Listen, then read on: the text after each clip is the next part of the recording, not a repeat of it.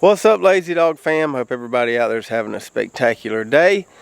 It's been several weeks since we did a full garden tour, so we want to get that done today. We got Tropical Storm Fred coming through here probably in the next few hours. I think we got time to do a little garden tour before all the rains come in. It's supposed to rain for the next 2 days, and then Tropical Storm Grace is coming in the Gulf this weekend. Looks like it's going to go west of us, but you never know what those things are going to do once they get in the Gulf of Mexico, so we'll see. Anyway, we're going to get a little bit of rain from Fred here, but I want to take you around and show you all the plots, talk a little bit about my no-till plot, some things I've learned from there, and at the end of this video, we're going to bottle our hot sauce that we started a few videos ago. So let's start out over here. We've got our second planting of okra right here. You can see we didn't get the greatest germination down here on the bottom. I don't know if that was just a factor of the land, some of the seeds washed away when we had some rain after planting that, or this just some of those varieties. Each of these rows here has 2 varieties and it's kind of split down the middle. Anyway, up the hill here, we've got some nice looking plants. Brooklyn came in here and pruned the bottom of these. I don't know if you can tell because there's so much foliage there. Maybe over here you can tell a little bit better. So we pruned the bottom of those, hopefully to kind of stimulate some pod production. Need to weed in here a little bit after this rain. The plants are looking nice and healthy, nice big leaves on those guys. And we're just waiting to see some flowers so we can start harvesting some okra. Over here is where our cover crop of safflower is. Now we've got some weeds in here just because we weren't able to get this completely clean before we planted this. But this stuff has finally started to take off pretty good. Got some decent ground cover out there. As these plants grow up and produce more leaves, we get more foliage out there and get more ground cover and weed suppression. So this is the first time I've grown safflower, much less as a cover crop. And one thing I've learned about safflower so far is that it doesn't really care for those extremely hot, just humid, nasty days that we can get this time of year, August here, South Georgia Zone 8B. It does pretty good. It's a heat-loving, warm season cover crop, but we had a few days last week where this stuff looked pretty pitiful, and I had to get out here and run an overhead sprinkler on it during the day because it was just falling over, looking like it was going to die.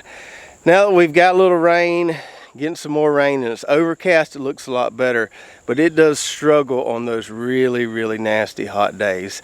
So something to note there about safflower. And right over here behind the safflower, we've got one of our fall pumpkin plots. And not the best germination here, but we're just going to roll with it. We had some buckwheat, a cover crop of buckwheat, planted amongst these 2 rows of winter squash and pumpkin here. I recently mowed that, got it incorporated, and I've already sown another cover crop of iron clay peas. I don't know if you can see those pea seeds. There we go. So you can see them in the soil there. We got those raked in. Wanted to get those planted before the tropical storm came through here so it could water them in good, get those things up and germinating. We got a little better germination over there on that row with those Igor pumpkins, the one farthest away. Right here, it's just okay, but we're going to roll with it because we're pretty much cover cropping this entire plot anyway.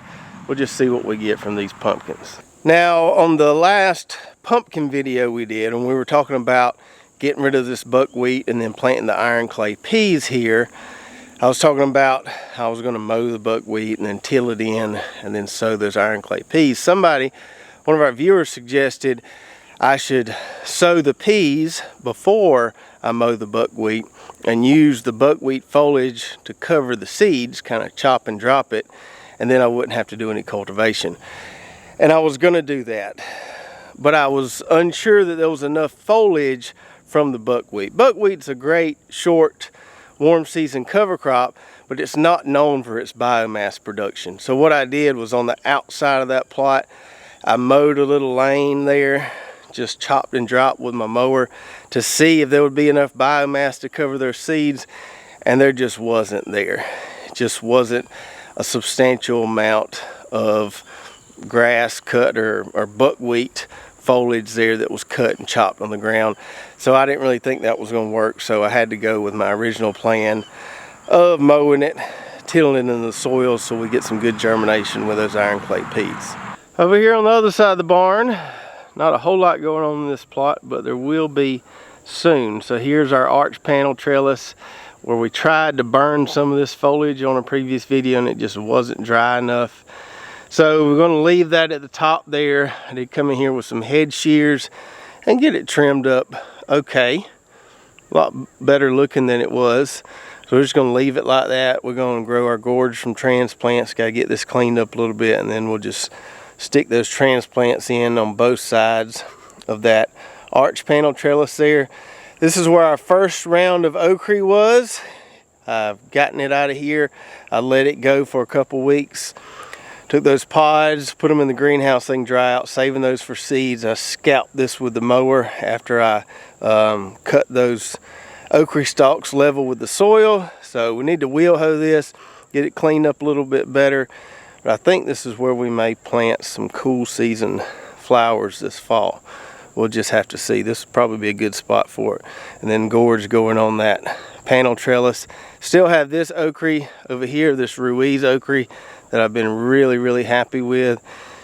It's kicking along. It's a really productive variety considering it's a OP heirloom variety, and just those 10 stalks right there are giving us, you know, all the ochre we can eat right now. And behind that little plot of here, we still got our peppers, a row of peppers right there, all kind of sweet and hot peppers, still kicking along. They need to be picked again. Plenty of pepper production we're still getting. And then this row of pumpkins looks a lot better than those other two rows. Not really sure why. We just got a lot better germination here. Don't know if it was the variety or what, but these are the polar bear, big white pumpkins. And these plants here are looking really good. I came in here yesterday, also sowed a cover crop of iron clay peas here. You can probably see those scattered amongst there. We did rake those in.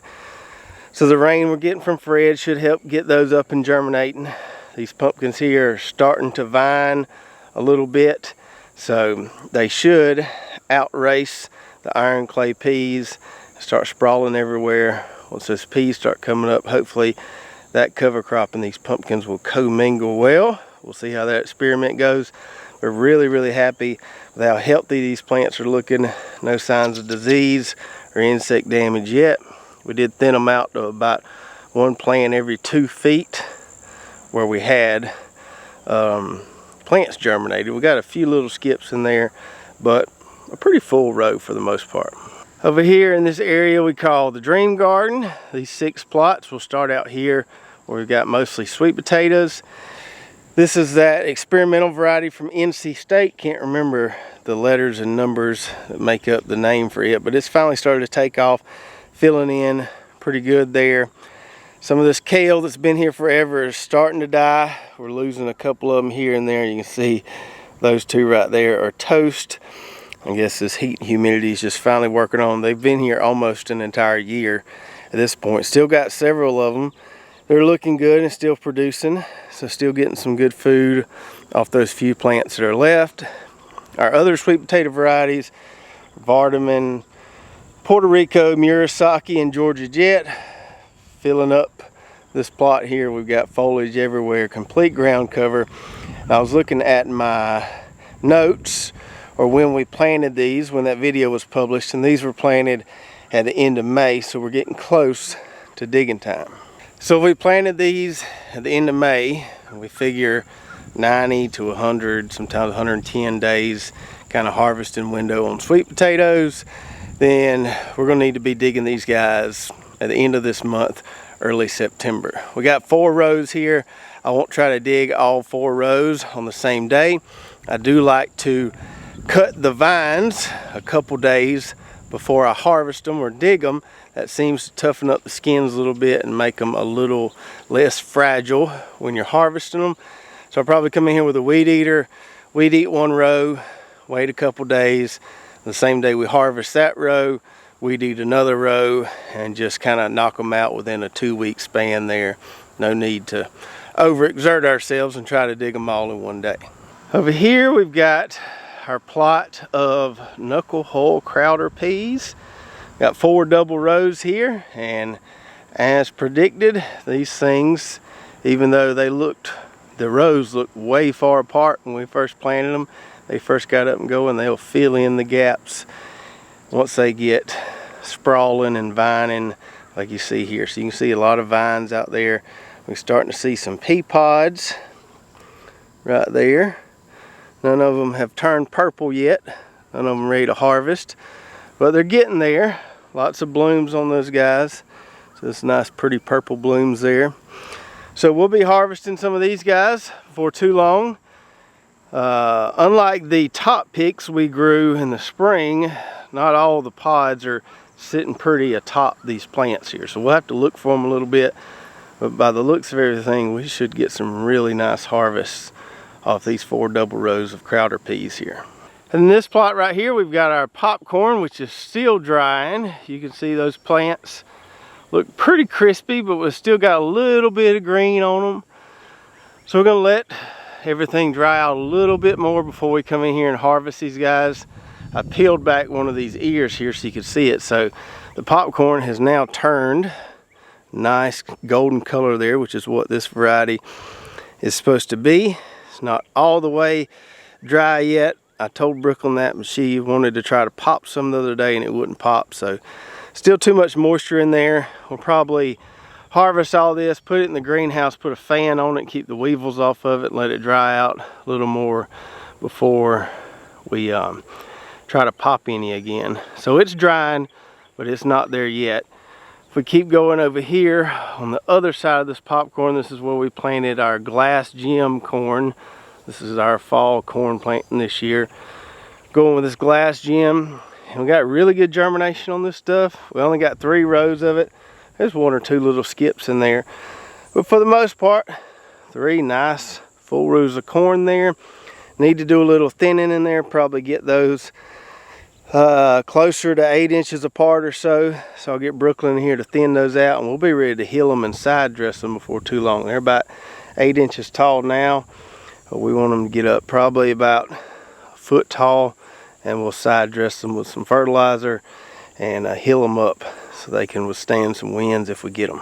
Now this plot right here looks pretty empty compared to last time you saw it. We had a lot of flowers in here. Some of them had bit the dust, some of them looked okay, but it was kind of starting to get a mess. So we're working on getting this cleaned up. I scalped everything with the mower over there. Need to wheel hoe that once we get some rain to soften up that soil a little bit.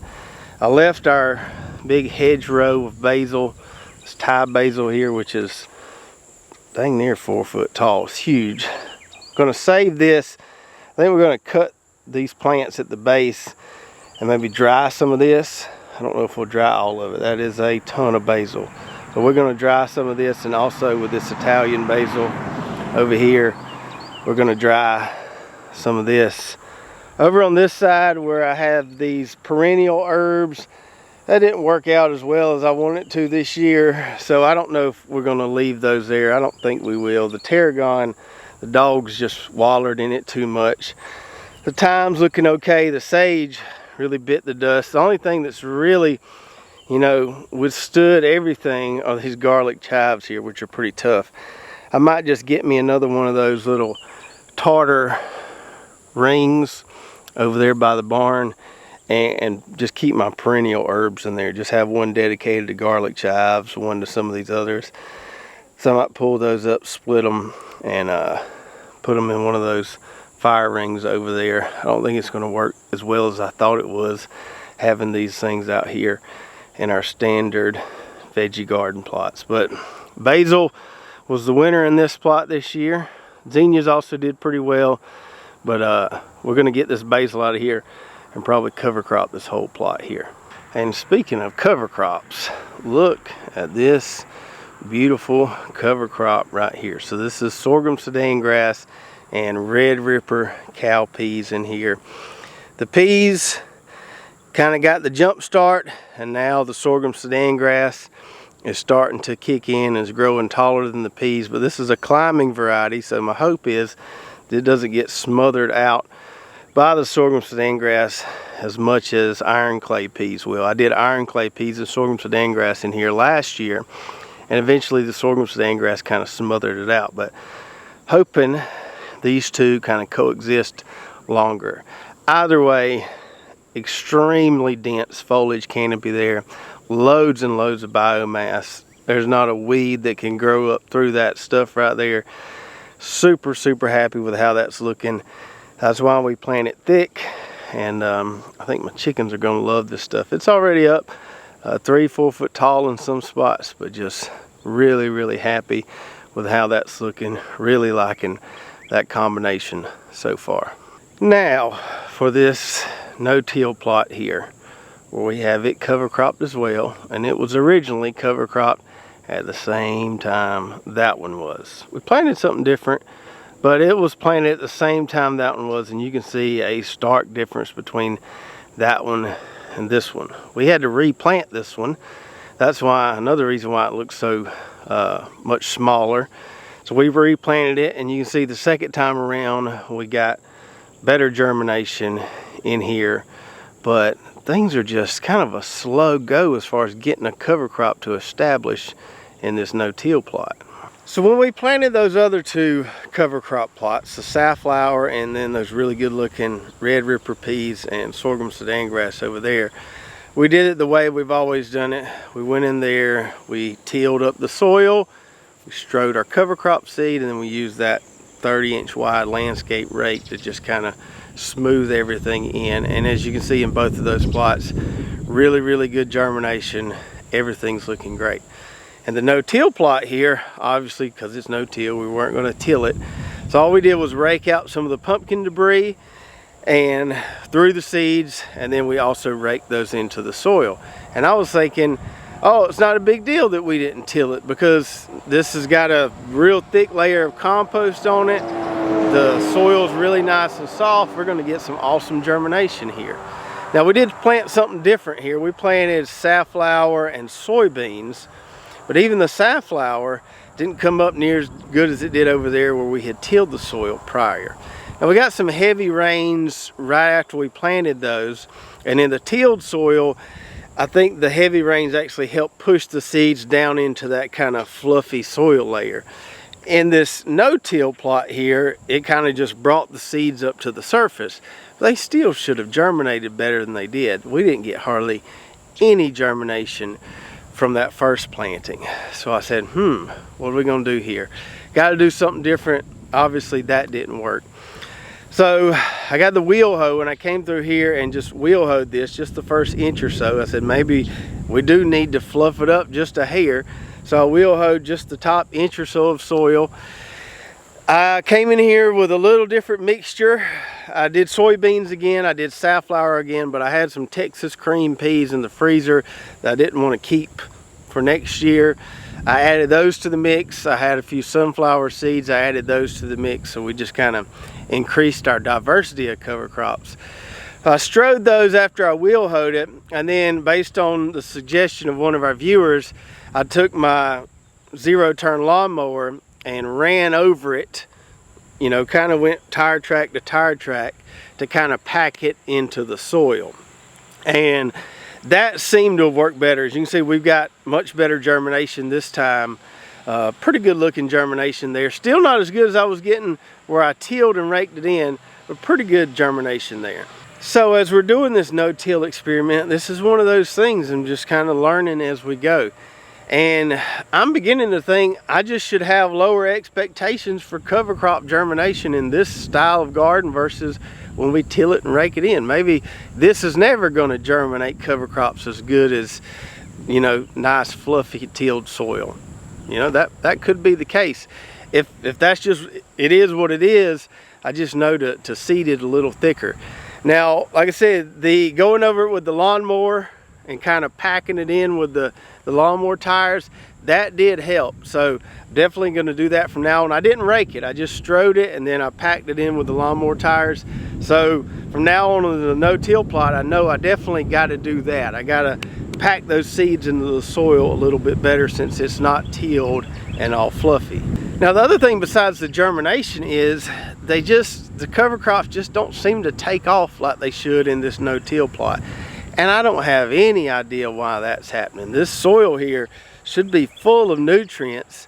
I don't know, maybe it's because that top layer where that compost is so fine is kind of dry and it takes a while for those roots to get down to some nice moisture, as compared to the tilled plots where if you till up something nice and fluffy and you get some rain on it, it tends to hold moisture pretty well, whereas the top layer of all this compost stays pretty dry. So I don't know if it's a moisture issue why they don't take off as good. I can't really figure it out, but it's definitely something noteworthy about this style of gardening compared to the way we've always done things. And it seems like cover cropping or getting them to establish here is a lot more difficult and takes some extra steps, some extra thought to really get things going.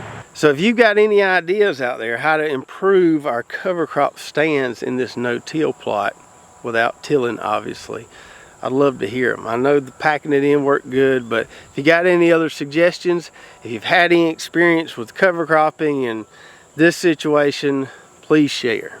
And now that we've covered all 10 plots, let's go inside. Let's bottle a little hot sauce. All right, so we got our fermented Tabasco peppers here. A little garlic in there. Smells nice and fermenty. These have been going for, I think, right at 7 days. So everything I've read says 5 to 7 days. I think I did these exactly a week ago. So we got them in our jar here. All we did was put a few pieces of garlic in here, our Tabasco peppers, and then our brine, which is just basically salt water.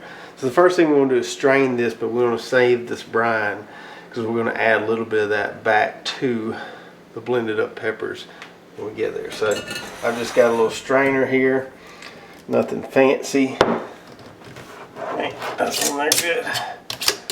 Take our top off, take our pickle pipe off, and then try to be careful here. Just dump all that out there. And let me grab my fermentation weight out of here. That could tear up a blender. Okay, so we got our strained peppers here. We're gonna go ahead and put those in the Ninja.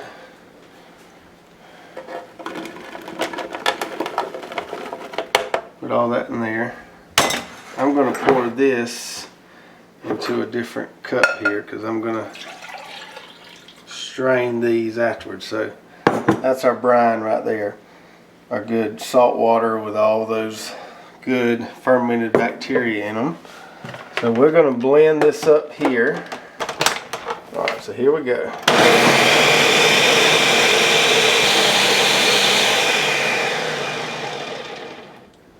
Okay, those are getting there. I need to add a little bit of liquid in here. I'm gonna add equal parts of our brine and some apple cider vinegar here. Let's go with a little bit of that in there. And a little bit of our brine in there.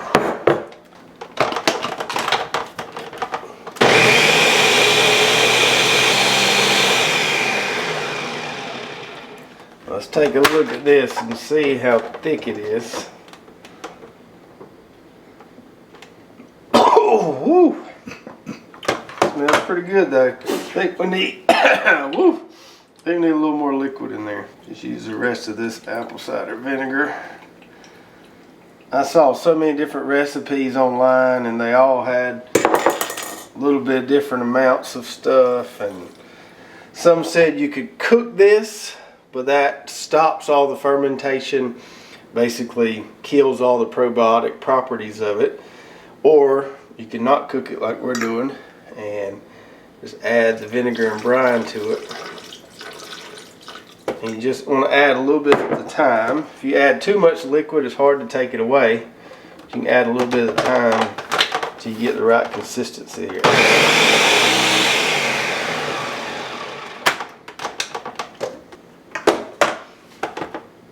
Getting close there. Still pretty thick. Let's go ahead and add all of our brine here. We found some more apple cider vinegar here. We'll add a little more.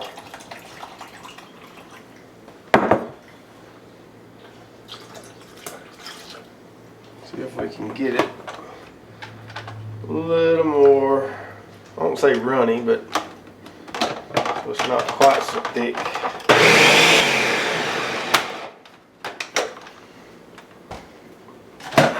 Okay, we got this. That looks pretty good consistency there. Smells really good. I'm going to take this right here out. And we don't want the seeds in there, so we're going to pour this up. We're going to strain that out. I guess you could use cheesecloth. I'm just going to use this strainer here.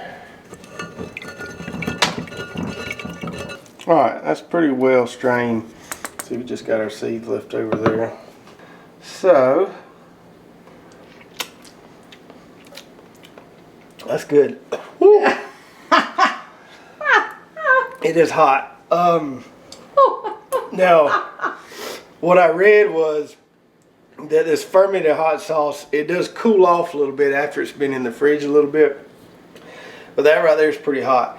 It's also, I don't know how to describe this, but one of the videos I saw, the guy put a drop on a piece of paper with it like this, and it kind of spreads out like water. If you ever buy hot sauce from the store, it kind of stays in a little droplet, almost like oil. So we're going to add some of this xanthan gum here to thicken it up a little bit. And I'm not going to add much, just half a teaspoon or so.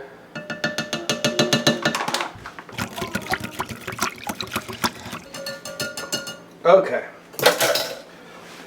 so got our mixture there. Now what are we going to put it in? So I've got these things right here. These are called Woozy Bottles. You can get these off Amazon. I think they come in a 12-pack. I'll put a link below to these. These are real handy. They're reusable. They have the little cap on top there. You can take that off if you just want to dump it on something, or you can leave that on there. We need to take it off so we can pour it up here. Alright, so Brooklyn found me a little funnel. Hopefully this mixture isn't too viscous and it will actually pour through here. There we go.